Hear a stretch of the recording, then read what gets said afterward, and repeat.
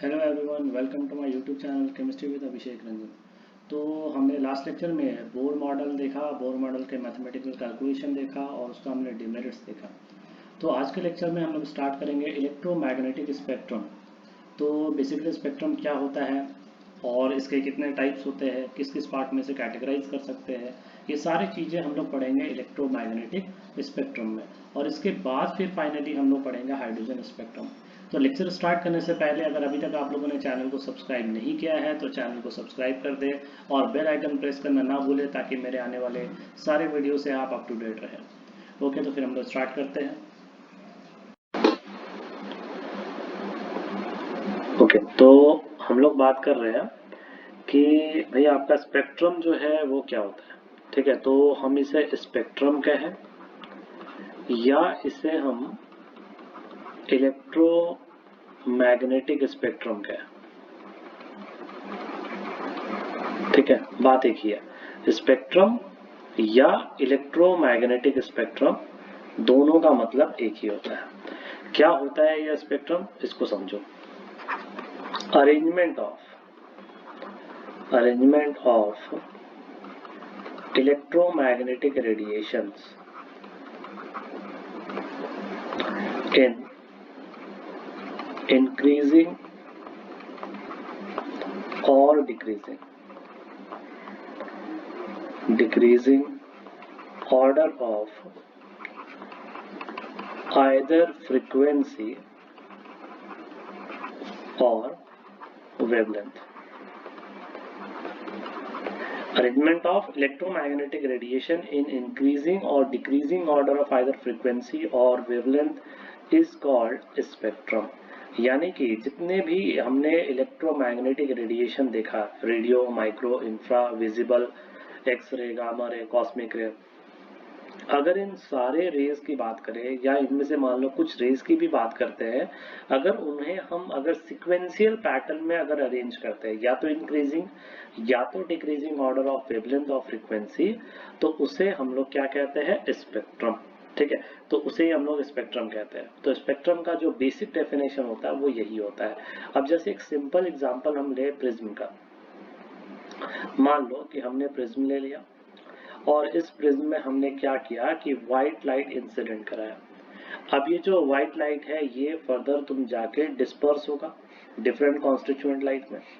तो जब ये डिस्पर्स होता है तो इसमें हम लोग को सीक्वेंस दिखता है रेड, वायलेट, ठीक है, जिसे हम कहते हैं विवियोर पैटर्न। तो अगर तुम इस पैटर्न को भी ऑब्जर्व करोगे ना तो ध्यान से देखना, इसमें वेवलेंथ जो है या तो इंक्रीजिंग ऑर्डर में और फ्रीक्वेंसी की बात करेंगे तो डिक्रीजिंग ऑर्डर में, इस तरह से अरेंज्ड होकर आता है। इसलिए इस स्पेक्ट्रम को हम नाम देते हैं विजिबल स्पेक्ट्रम। और विजिबल स्पेक्ट्रम, अगर विजिबल रे की बात करें तो ये भी तो एक इलेक्ट्रोमैग्नेटिक रेडिएशन का ही एक पार्ट होता है। ठीक है, सो इसलिए जितने भी इलेक्ट्रोमैग्नेटिक रेडिएशन है उनका एक सिक्वेंशियल जो अरेंजमेंट होता है इंक्रीजिंग या डिक्रीजिंग ऑर्डर का, उसे ही हम लोग कहते हैं क्या, स्पेक्ट्रम। ठीक है, तो अब देखते हैं स्पेक्ट्रम को हम कितने पार्ट में क्लासिफाई कर सकते हैं। देखो, तो स्पेक्ट्रम को क्लासिफाई हमने सबसे पहले दो पार्ट में किया, based on nature and based on source. देखो, अगर मान लो हमने नेचर के बेसिस पे किया तो इसे हम फर्दर दो पार्ट में क्लासिफाई कर सकते हैं। एक आपका होता है कंटिन्यूअस स्पेक्ट्रम और एक आपका होता है डिस्क्रीट स्पेक्ट्रम। उसी तरह सोर्स के बेसिस पे अगर हम इसे क्लासिफाई करें तो हम कह सकते हैं सोर्स के बेसिस पे एमिशन स्पेक्ट्रम और दूसरा आपका स्पेक्ट्रम हो जाएगा एब्जॉर्प्शन स्पेक्ट्रम। ठीक है, एमिशन स्पेक्ट्रम और एब्जॉर्प्शन स्पेक्ट्रम। इसी तरह से फर्दर अगर डिस्क्रीट को अगर आपको क्लासिफाई करना है तो आप डिस्क्रीट को भी क्लासिफाई कर सकते हैं लाइन स्पेक्ट्रम और बैंड स्पेक्ट्रम। अब ये जो डिफरेंट फॉर्म ऑफ स्पेक्ट्रम है ये क्या होता है, कैसे नेचर के बेसिस पे हम इन दो पार्ट में क्लासिफाई करते हैं, सोर्स के बेसिस पे किस तरह से क्लासिफाई करते हैं, एक एक करके हम लोग देखते हैं तुम्हारा। तो सबसे पहला हम लोग करते हैं based on source. Based on source, अगर हम सोर्स की बात कर ले, सोर्स के बेसिस पे, ठीक है, तो याद रखना सोर्स के बेसिस पे करते हैं तो सबसे पहला आता है एमिशन स्पेक्ट्रम। तो भाई ये एमिशन स्पेक्ट्रम जो है ये आखिर क्या है, इसे क्यों हम लोग एमिशन स्पेक्ट्रम कह रहे हैं, इस बात को थोड़ा समझते हैं। ठीक है, याद रखना कि बेसिकली तुम्हारा इस तरह का जो स्पेक्ट्रम होता है ना तब ऑब्जर्व किया जाता है जब हम लोग क्या करते हैं कि सारे सब्सटेंस को पहले हम लोग सारे सब्सटेंस को क्या करते हैं, तुम्हारा पहले हम एनर्जी देकर एक्साइट करते हैं। जब एनर्जी देकर हम उन्हें एक्साइट करते हैं, जब वो एनर्जी एब्जॉर्ब करके तुम्हारा वो एक्साइट करता है, जैसे मान लो कि अगर मान लो ये न्यूक्लियस है और ये हमारा मान लो ग्राउंड स्टेट है, तो अभी क्या है ना इलेक्ट्रॉन यहाँ पर है ग्राउंड स्टेट पे, हमने इसे एनर्जी दे दिया, जब ये एनर्जी एब्जॉर्ब किया तो ये इस एक्साइटेड स्टेट में चला गया, अब वो यहाँ पे पहुंच गया। तो जब ये वापस एक्साइटेड स्टेट से ग्राउंड स्टेट आएगा तो वो क्या करेगा, एनर्जी को एमिट करेगा। ठीक है, तो एनर्जी का यहाँ पे क्या होता है, एमिशन होता है। तो ये जो एनर्जी का एमिशन यहाँ पे हो रहा है, इसी एनर्जी के कोरस्पॉन्डिंग जो आपका स्पेक्ट्रम यहाँ पे तैयार होगा, उसी स्पेक्ट्रम को हम लोग क्या कह रहे हैं, एमिशन स्पेक्ट्रम। क्योंकि एमिशन स्पेक्ट्रम एक तरह से है क्या, इलेक्ट्रोमैग्नेटिक रेडिएशन ही तो है। और यहाँ पर भी एनर्जी का जो एमिशन हो रहा है इसे तो हम लिख ही सकते हैं ना, hc/λ जो एनर्जी एमिट हो रहा है, मतलब लैम्डा मतलब क्या, या तो hc/λ लिखो या h न्यू लिखो, या फ्रीक्वेंसी का टर्म या लैम्डा का टर्म है, मतलब हर रेडिएशन जो वहां पे एमिट हो रहा है उसके कोरस्पॉन्डिंग एक लैम्डा या लैम्डा होगा या तो फ्रीक्वेंसी होगा। तो मतलब ये इसी को हम लोग कह रहे हैं इलेक्ट्रोमैग्नेटिक स्पेक्ट्रम। तो यहाँ पे देखो ध्यान से, एमिशन स्पेक्ट्रम में किस तरीके से हम इसे डिफाइन कर सकते हैं। हमने कहा the spectrum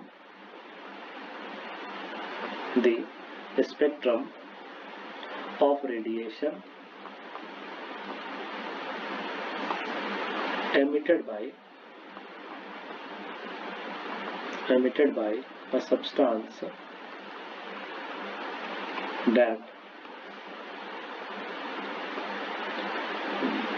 have absorbed radiation। याद रखना कि उसके पास क्या है, तुम्हारा पहले एनर्जी को वह एब्जॉर्ब करेगा, तो हमने कहा that have absorbed energy is called emission spectrum। क्योंकि अगर उसके पास एब्जॉर्ब एनर्जी नहीं होगा तो वो कभी भी डी एक्साइट नहीं होगा, एनर्जी एब्जॉर्ब करेगा तभी वो हायर एनर्जी पे जाएगा, हायर एनर्जी पे जाएगा तो फिर लोअर पे आएगा, जब लोअर पे आएगा तो एनर्जी को क्या करेगा, वो तुम्हारा एमिशन करेगा। ठीक है, उसी को हम लोग तुम्हारा क्या नाम दे रहे हैं, एमिशन स्पेक्ट्रम हम लोग नाम दे रहे हैं। ठीक है, अब जैसे मान लो कि हमने कहा एक दूसरा तरह का स्पेक्ट्रम हमने डिफाइन किया था, हमारा दूसरा जो स्पेक्ट्रम है वो है एब्जॉर्प्शन स्पेक्ट्रम। देखो अब ये एब्जॉर्प्शन स्पेक्ट्रम क्या है, इसको हम लोग समझते हैं। देखो एमिशन स्पेक्ट्रम में एक पहले छोटा सा एग्जांपल हम लोग इस तरह से सोच सकते हैं। मान लो कि यहाँ पर हमने एक प्रिज्म लिया और इस प्रिज्म पे हमने क्या किया कि व्हाइट लाइट को इंसिडेंट करा दिया, तो इसमें हमें क्या मिला, ये डिफरेंट स्पेक्ट्रम मिला। ठीक है, तो ये जो स्पेक्ट्रम हमें यहाँ पे दिख रहा है, ठीक है, इस स्पेक्ट्रम को हम क्या कह रहे हैं, एमिशन स्पेक्ट्रम। क्यों एमिशन स्पेक्ट्रम कहा, क्योंकि देखो ध्यान से समझना, पहले हम लोग एक डिस्चार्ज ट्यूब लेते हैं और इस डिस्चार्ज ट्यूब को हम लोग क्या करते हैं, हाई वोल्टेज पे एक गैस हमने ले लिया, मान लो हीलियम, आयोनाइज कर दिया। तो आयोनाइज कर दिया तो ये क्या करेगा, काफी लार्ज अमाउंट में तुम्हारा आयोनाइज होने के बाद व्हाइट लाइट प्रोड्यूस करेगा। और इसका हमने क्या कर दिया, एक लाइट का बीम बनाकर प्रिज्म पे इंसिडेंट करा दिया। तो इस केस में क्या हो रहा है, जब आप इसे हाई वोल्टेज पे चार्ज करते हो, मतलब आप इसे एनर्जी दे रहे हो, तो इसके इलेक्ट्रॉन्स क्या होंगे, एक्साइट होकर एक्साइटेड स्टेट पे चले जाएंगे। जब वो डी एक्साइट होते हैं तब वो एनर्जी का एमिशन करते हैं। और उन एनर्जी, ये जो लाइट एनर्जी का एमिशन हो रहा है, इसी को हम लोग लाइट बीम बनाकर प्रिज्म पे इंसिडेंट कराते हैं। और यहाँ जो हमें स्पेक्ट्रम ऑब्जर्व होता है ना, उसी स्पेक्ट्रम को हमने नाम दिया एमिशन स्पेक्ट्रम। अब देखो एब्जॉर्प्शन और एमिशन में अब तुरंत एक डिफरेंस आप लोग को यहाँ पे समझ में आ जाएगा। एब्जॉर्प्शन स्पेक्ट्रम में क्या करेंगे कि जो आपने व्हाइट लाइट लिया था और इस व्हाइट लाइट को आपने जो डायरेक्टली प्रिज्म पे इंसिडेंट कराया था, अब इस बार डायरेक्ट प्रिज्म पे इंसिडेंट हम लोग नहीं करा रहे हैं। प्रिज्म में इंसिडेंट कराने से पहले हम लोग उसे क्या कर रहे हैं कि किसी एक केमिकल सॉल्यूशन के हम लोग वेपर से पास कर रहे हैं। तो हमने यहाँ पे लिख दिया vapour of chemical substance, vapour of chemical substance. अब इससे हमने व्हाइट लाइट को पहले पास किया, देन उसके बाद हमने इसको प्रिज्म पे इंसिडेंट कराया। तो जब हम लोग प्रिज्म पे इंसिडेंट कराते हैं और उसके बाद इसे हम ऑब्जर्व करते हैं इस स्पेक्ट्रम को, तो हमें क्या देखने को मिलता है कि तुम्हारा मान लो कि इस तरीके से स्पेक्ट्रम तुम्हारा बन रहा है, ठीक है। ये आपका मान लो स्पेक्ट्रम बन रहा है। तो स्पेक्ट्रम बनने के दौरान हम लोग क्या देखेंगे कि कहीं पर आपका जो कलर है, ठीक है, वो कलर आपको क्या दिखेगा, वहां पे गायब दिखेगा। एक डार्क आपको लाइंस देखने को मिलेगा। तो जब आपको डार्क लाइन देखने को मिलेगा तो आप वहीं तुरंत कहते हो कि भाई यहाँ का जो रेडिएशन है, यहाँ का जो इलेक्ट्रोमैग्नेटिक रेडिएशन है, वो रेडिएशन क्या हो चुका है, तुम्हारा गायब हो चुका है। देखो यहाँ पे मैंने कहा ये जो आपका स्पेक्ट्रम है ना, यहाँ पे क्या आ गया, एक डार्क स्पेस आ गया, ठीक है। बाकी देख लो ये सारा कुछ हो गया। अब ये सोचो यही डार्क स्पेस जो है ना, वो यहाँ पे नहीं दिखता था, यहाँ पे हमें कंटिन्यूअस कलर दिखता था। लेकिन यहाँ पे क्या हुआ, ये कलर गायब हो गया। एक से ज्यादा कलर भी गायब हो सकता है, जरूरी नहीं है कि एक कलर हो। अब ये जो डार्क स्पेस हमें दिख रहा है, ये किसके कारण दिख रहा है, तो is due to the absorption of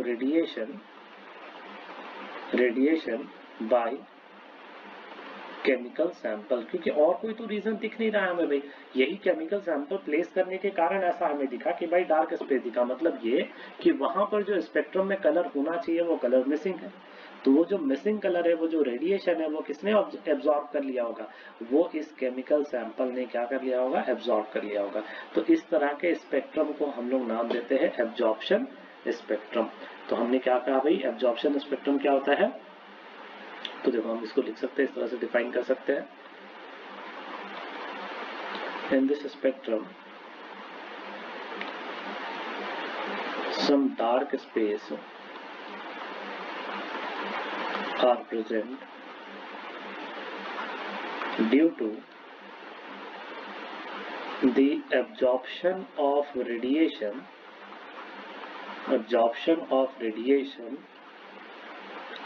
when passed through vapors of chemical substance, ठीक है। अब ये कौन सा कलर एब्जॉर्ब करेगा वो डिपेंड करता है कि यहाँ पे केमिकल सब्सटेंस का जो किसका हम लोग यहाँ पे वेपर ले रहे हैं। जिसका वेपर लोगे उस पर डिपेंड करेगा कि कौन सा तुम्हारा यहाँ पे कलर को यहाँ पे एब्जॉर्ब करेगा। हालांकि हमें इस चीज को हमें ऐसा नहीं कि याद करना है कि कौन सा केमिकल सब्सटेंस कौन से कलर को एब्जॉर्ब कर लेता है, बट इसके डेफिनेशन के अकॉर्डिंगली हम इसे डिफाइन कर सकते हैं। एमिशन यहाँ पे हमने देखा एनर्जी एमिट के दौरान स्पेक्ट्रम फॉर्म हो रहा था। एब्जॉर्प्शन में बेसिकली तुम्हारा कुछ रेडिएशन को एब्जॉर्ब कर लिया जाएगा केमिकल सब्सटेंस के थ्रू, जब हम उसे व्हाइट लाइट वहां से पास करते हैं। तो ये बेसिक डिफरेंस होता है एमिशन स्पेक्ट्रम और एब्जॉर्प्शन स्पेक्ट्रम में। अब देखो, अब एक स्पेक्ट्रम हमने डिफाइन किया था नेचर के, बिल्कुल बिल्कुल मैं अभी दिखाऊंगा आप लोग को। तो कंटिन्यूअस स्पेक्ट्रम देखो, चलो अब देखते हैं कंटिन्यूअस स्पेक्ट्रम क्या होता है। तो देखो कंटिन्यूअस स्पेक्ट्रम को आप लोग समझो अच्छे से। यहाँ पे क्या होता है कि जब आप लाइट को पास करते हो प्रिज्म से, और जब आपको स्पेक्ट्रम वहां पे ऑब्जर्व होता है, ठीक है, ये मान लो आपने लाइट पास किया व्हाइट लाइट प्रिज्म से, और उसके बाद आपने स्पेक्ट्रम को ऑब्जर्व किया। तो जब आपको स्पेक्ट्रम ऑब्जर्व होता है, जब आप स्पेक्ट्रम यहाँ पे फोटोग्राफिक फिल्म में देखते हो, तो आपको यहाँ पे देखने को क्या मिलता है भाई, कि भाई मतलब कि तुम्हारा जैसे मान लो ये एक कलर आपको दिखा, फिर मान लो कि ये कलर आपको दिखा, इस तरह से मान लो ये कलर आपको दिखा। तो ये जो डिफरेंट कलर आपको दिख रहा है स्पेक्ट्रम में, इनके बीच में आपको कोई डार्क स्पेस देखने को नहीं मिलेगा। मतलब ये कि इसमें क्या होता है ना कि जो एक कलर होता है वो दूसरे कलर में देखो मर्ज हो रहा होता है। यहाँ पे दो कलर ना किसी डार्क लाइन से सेपरेट होता हुआ हमें नहीं दिखता है तुम्हारा। तो ऐसे स्पेक्ट्रम को हम कहते हैं तुम्हारा क्या, कंटिन्यूअस स्पेक्ट्रम। इसका सबसे सिंपल एग्जांपल क्या हो सकता है, हमारा रेनबो, ठीक है, वहां पे हमें दिखता है ना कि किस तरह से रेड कलर होता है, ऑरेंज कलर होता है, ब्लू येलो कलर होता है। वो सारे कलर्स क्या होते हैं, एक दूसरे में मर्ज होते हुए दिखते हैं। ऐसा नहीं होता है कि रेड और येलो के बीच में हमें बहुत बड़ा डार्क स्पेस देखने को मिलता है या मतलब कोई गैप देखने को मिलता है। वहां पे कलर एक दूसरे में मर्ज होते हुए दिखते हैं। तो इसे ही हम लोग क्या कह रहे हैं, तुम्हारा कंटिन्यूअस स्पेक्ट्रम, कंटिन्यूअस स्पेक्ट्रम।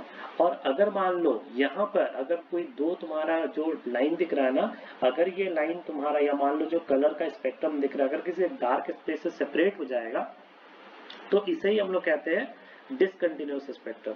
मतलब ये अगर कंटिन्यूअस स्पेक्ट्रम की हम बात करें तो हम क्या लिख सकते हैं, when white light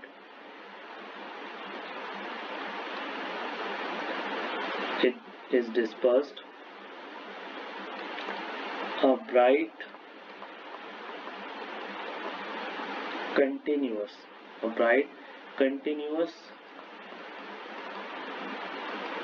distributed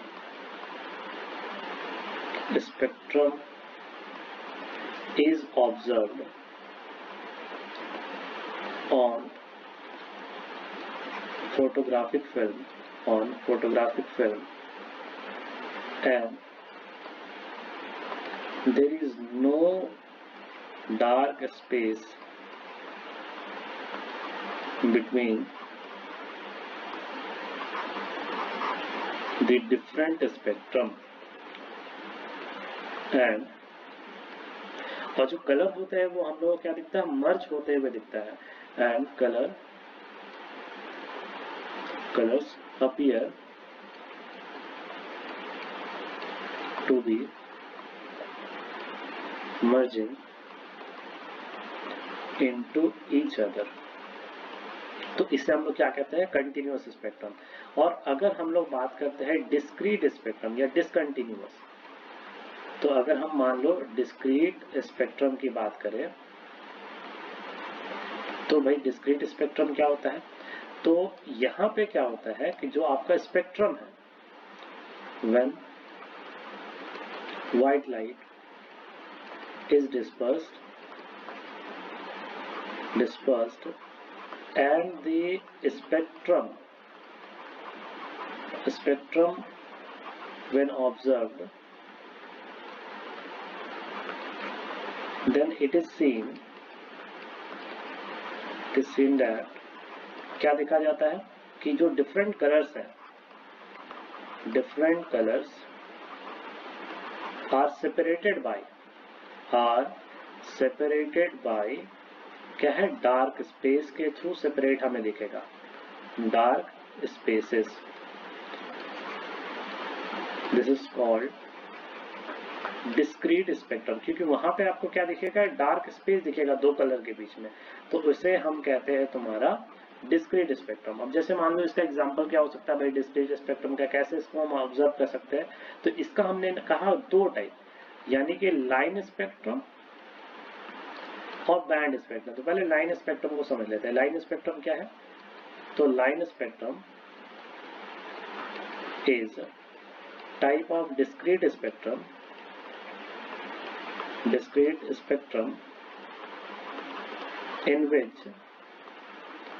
in which sharp lines of different colors are separated by dark space। ठीक है, यहाँ पे क्या जैसा नाम है उसी के बेसिस पर लाइन स्पेक्ट्रम का मतलब क्या, कि लाइन स्पेक्ट्रम भी डिस्क्रीट स्पेक्ट्रम का एक टाइप है जहां पर आपको क्या दिखेगा कि डिफरेंट शार्प लाइंस दिखेगा डार्क स्पेस से सेपरेट होता हुआ। ठीक है, उससे हम कह रहे हैं line spectrum. It is also